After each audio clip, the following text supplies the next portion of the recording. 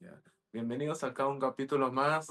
Estamos agradecidos de que nos sigan viendo y tenemos como invitado especial a Matías Ballini. Matías, un gusto. Hola, ¿cómo estás? Gracias por la invitación, un placer. Hoy hablaremos de un tema que en el fútbol se está tocando últimamente, cómo influyen los altos niveles de estrés en un futbolista. Y Matías, de su experiencia, nos va a contar cómo es. Matías, algo cortito, para iniciar, ¿cómo iniciaste en el fútbol tú? Yo inicié muy jovencito, a los 15 años, el 30 de octubre del 2004. Debuto en primera en Villa Dálmine, muy chiquito, muy joven, y ahí arrancó mi carrera. Estuve 2 años en Dálmine, me fui a Rosario Central, estuve a préstamo por algunos clubes, en Girona de España, Atlético Tucumán. Volví de nuevo un año de Central, me fui a Colón de Santa Fe, después volví de nuevo a Atlético Tucumán. Me vine de nuevo a jugar a Villa Dálmine, ahí fue que atravesé una lesión de ligamento cruzado, tuve una mala praxis, me tuve que volver a operar, y decidí bajar de categoría para sumar minutos, que bajé de nuevo a jugar a Villa Dálmine, después me fue Independiente Santa Fe de Colombia, me fui a San Martín de Tucumán, después tuve 2 años en Cobreloa, uno en Curicó y ahora estoy en Morón. También tuviste un pasito por el Girona, ¿no? De España. Sí, tuve un paso, fui a préstamo desde Central. Ahí un poco el tema que vos querés abordar, el tema de las presiones y todo eso en el futbolista.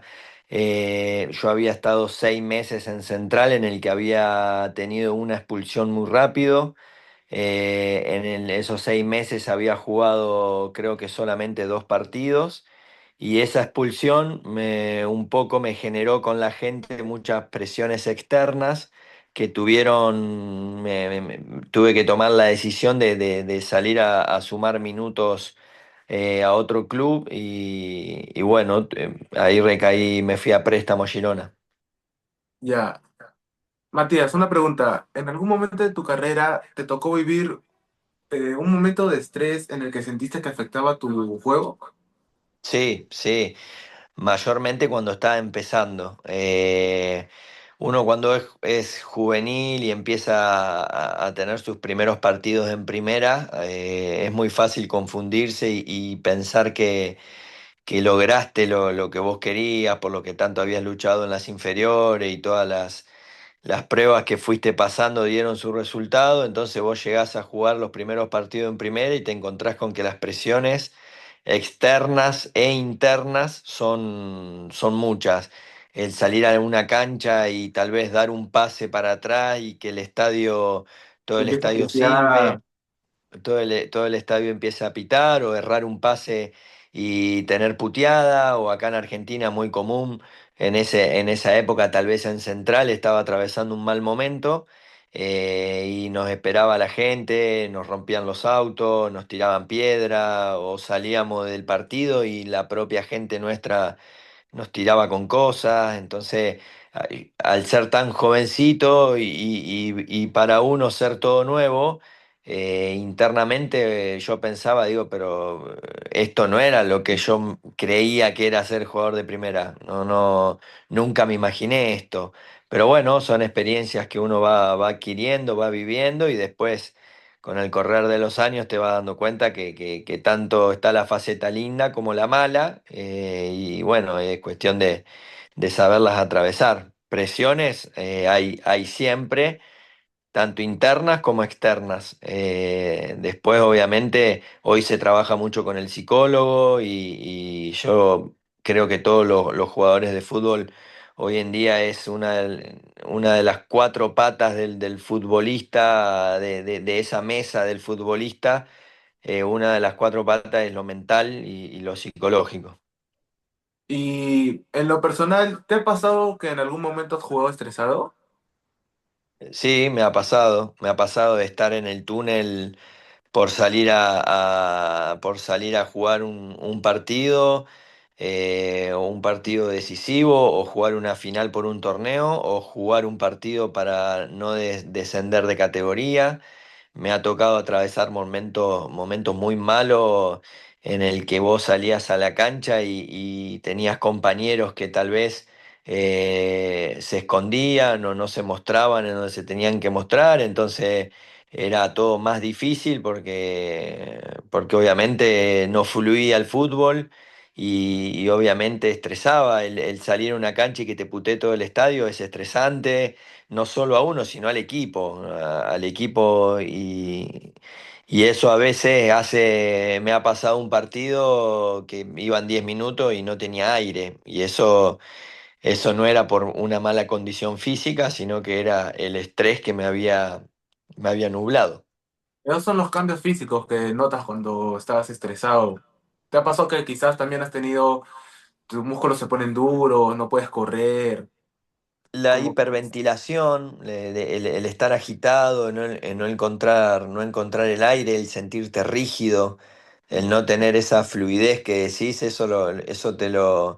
el jugar estresado o sea, te tensa los músculos, también uno es más propicio a tener lesiones, más propenso a lesiones por esto mismo de que el cuerpo se tensa, la musculatura se tensa y el músculo cuando ya está en fatiga y al estar estresado y tenso, vos sos más propenso a tener lesiones. y en esos momentos, ¿cómo sientes que el estrés afecta tu toma de decisiones en la cancha? Quizás juegas más apresurado, más lento. ¿Cómo sientes que te afecta? Sí, apresurado, apresurado. Tal vez cuando uno está estresado no te permite tener la visión total del campo de juego, no te permite jugar con la cabeza levantada y eso te hace apresurar, te hace jugar rápido y tal vez ahí es en donde vienen los errores, en donde uno capaz que tiene que hacer dos toques. Yo soy volante central y tal vez estás todo el tiempo jugando con eso de hacer un toque o dos toques y muchas veces uno se apura y no le da tiempo al compañero que se muestre, o en vez de sacar la pelota que viene de un lado, llevarla para el otro, eso que te apurás la volvés a meter en el mismo lugar y te hace tomar malas decisiones. Y más aún en tu puesto de volante ancla, se puede decir. Y sí, en donde pasa todo el tiempo la pelota, en donde tenés que estar bien ubicado, tenés que estar concentrado, por eso hay muchas técnicas también que obviamente uno va aprendiendo con los años, yo ya soy veterano, entonces he tenido la posibilidad de trabajar con muchos psicólogos y hay muchas técnicas que, más allá de la técnica de respiración, que son las que te hacen eh, la que te hacen bajar un poco las pulsaciones, también hay de ubicación temporoespacial, entonces vos tenés que respirar y mirar los banderines, ver dónde estás ubicado y te tomás un segundo para decir, bueno, estoy acá, te recordás contra quién estás jugando y son técnicas que tal vez te hacen bajar un poco y concentrarte. Técnicas, esas son las técnicas que tú utilizas en especial. Sí, la he utilizado. Últimamente me gusta mucho usar también la de respiración, respirar, inspirar en 4 segundos, mantener 2 segundos y expirar en 6 segundos. Siento que me trae mucha calma, me genera tranquilidad y me baja mucho las pulsaciones que a veces uno con el tema de la adrenalina y todo se empieza a exaltar. Me contaste que habías sufrido una rotura también, una lesión larga.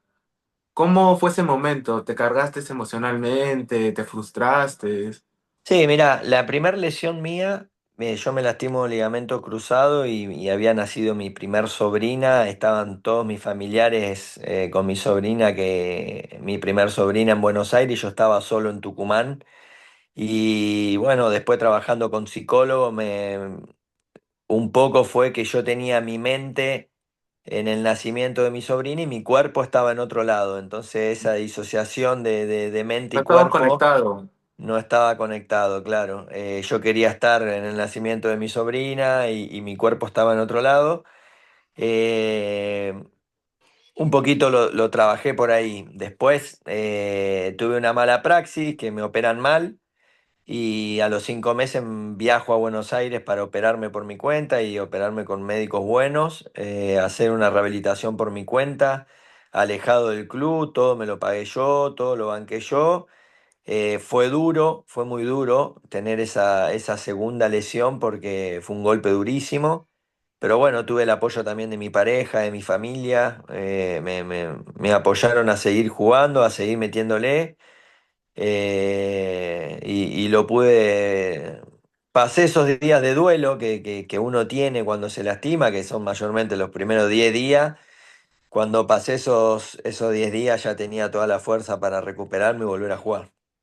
¿Y han habido partidos donde has sentido tensión en tu cuerpo, ya sea en una definición por penales, en una final o peleando el descenso, que sientes que no se está conectado en el partido, pero te has sabido remontar eso? Sí, sí, mayormente esas ansias y tensión corporal y todo eso, ese cosquilleo que te agarra, siempre son antes de los partidos. Cuando empieza a rodar la pelota, uno ya se concentra y parece mentira, pero el tener exceso en concentración hace que los nervios y esos miedos que a veces y temores que uno tiene, vos te olvidás. Entonces, es como dicen muchos futbolistas, y bueno, yo lo afirmo porque me ha pasado. Cuando empieza a rodar la pelota, uno ya se olvida de todo.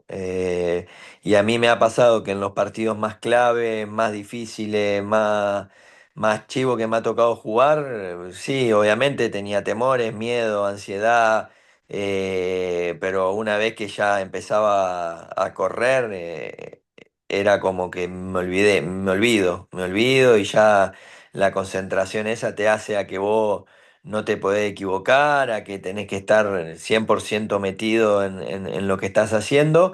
Obviamente el error puede existir y ahí es en donde está el trabajo mental del jugador a salir rápido del error y no quedarse hundido en eso y poder seguir atravesando el partido sin quedarte anclado en algún error.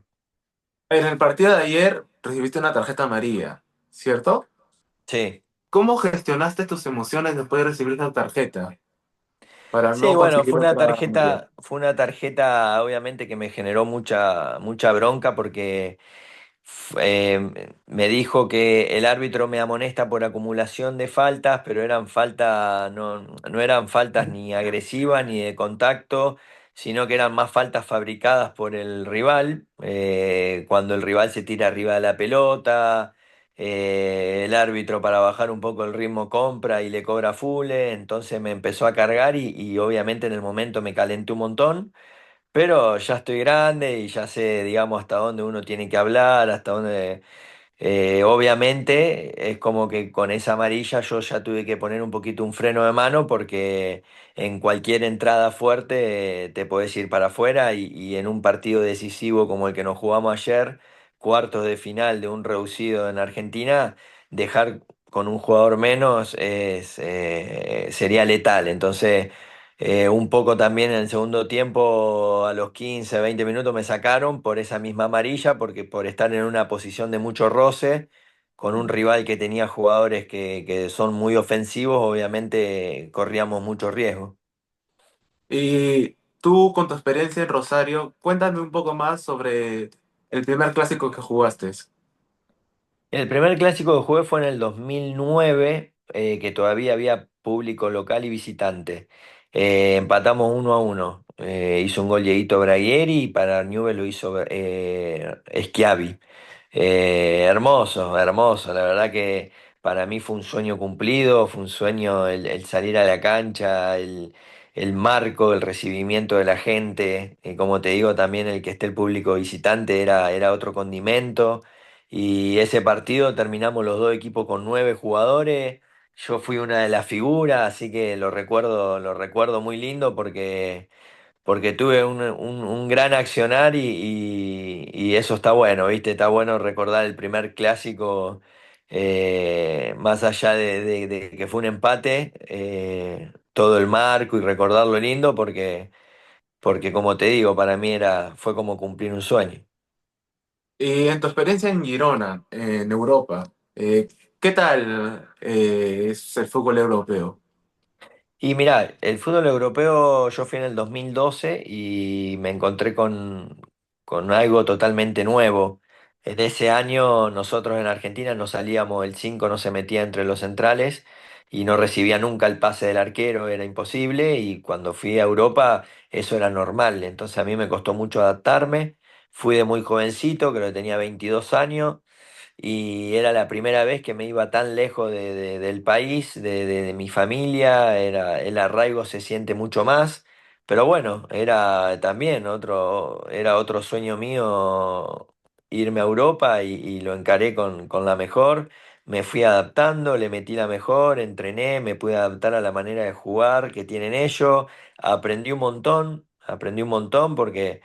Me di cuenta cuando estaba con mis compañeros en el tema de los controles, de los pases, me di cuenta que a mí me faltaba mucho y fue un baño de humildad enorme el que me di en Girona, porque ahí me di cuenta de que todos los días hay que aprender cosas nuevas, todos los días yo tal vez iba de central, de ya tener 2 años jugando en la primera de central y tal vez esa mentalidad de joven de decir voy a llegar lejos, voy a andar bien. Era un poco, tal vez, había perdido un poco el foco y creo que el paso por Girona me dio ese baño de humildad de decir que eran jugadores muy buenos y a mí me faltaban, no estaba a la altura de ellos. Pero bueno, esos son cosas también mentales que uno va trabajando. Te hizo mejorar tanto como jugador y como persona. Sí, sí, tal cual, en todos los aspectos. Como persona, con esto que te estoy contando, y como jugador también, porque tácticamente y técnicamente fue algo, la verdad que es otra cosa. Tenés que estar ahí para darte cuenta, ¿viste? Nosotros lo vemos por tele, a los de Real Madrid, vos ves a los del Barça y parecen jugadores de PlayStation, pero cuando lo ves en vivo es otra cosa, la verdad hacen cosas impresionantes.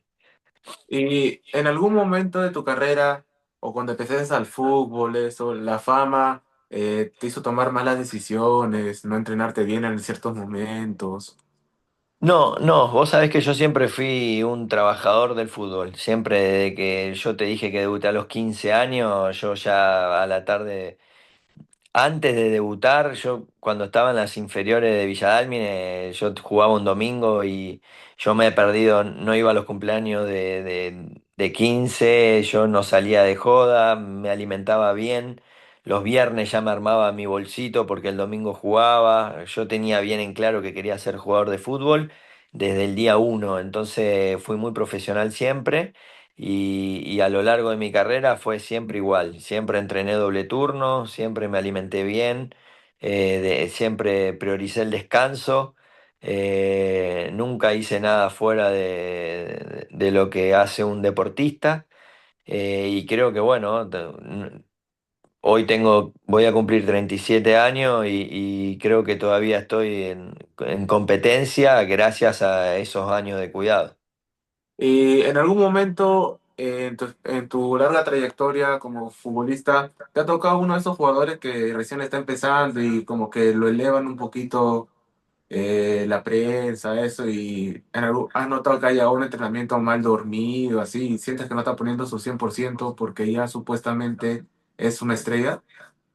Sí, pasa y en la mayoría de los planteles pasa. No, no es que yo estuve en 10 clubes y he integrado un montón de planteles porque muchos clubes repetí, hace 20 años, 21 que juego y que estoy en vestuario y yo te puedo asegurar que todos los años en todos los planteles siempre hay, pero bueno, eso es también el trabajo que los chicos hacen, el entorno que tienen, el trabajo psicológico que tal vez no hacen, y cómo está la industria hoy en día.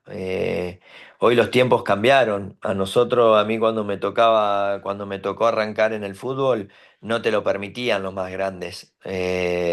Vos para bañarte tenías que esperar, a veces no te daban ni toalla, para elongar no tenías colchoneta, para correr no tenías que correr adelante de los más grandes para no hacerlos quedar mal. Si ibas a trabar una pelota, vos no podías ir fuerte porque podías lastimar al grande. Hoy los tiempos cambiaron, no digo que está bien o mal lo de ahora, pero yo creo que en los más grandes nos tenemos que ayornar a los más chicos, Pero en cuanto a eso que decís de que los inflan y tal vez Perder los el hacen foco. perder el foco, es un poco también la industria de que hoy los chicos juegan 2 o 3 partidos y ya los venden afuera. Entonces, hoy se monetiza más rápido el jugador.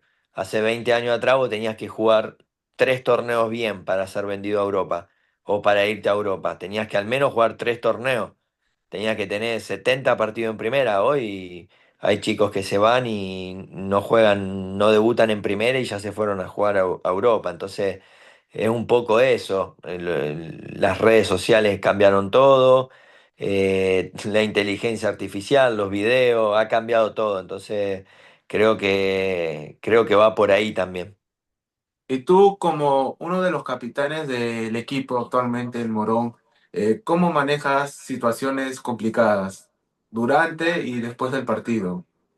Y dejando bien en claro las pautas en el plantel desde el día uno, nosotros ni bien llegamos al club, hicimos una reunión con todos y el primer día de pretemporada ya dejamos claro las pautas y nosotros en el Morón, hoy por hoy, nuestro lema es que nosotros estamos acá para picar piedra, entonces eso quiere decir que no nos creemos más de lo que somos, que tenemos que comernos muchas cosas que tal vez a un jugador de fútbol no le deberían pasar, pero a nosotros nos pasan y no tenemos que decir nada, tenemos que entrenar, tenemos que meterle y como no somos nadie, tenemos que picar piedra para lograr algo, tenemos que meterle. Entonces, un poco bajando primero la línea, esa línea, creo que después todo el grupo va encaminado. Y tanto como en lo físico es importante entrenarlo, para ti, ¿qué tan importante es entrenarte, perdón, mentalmente?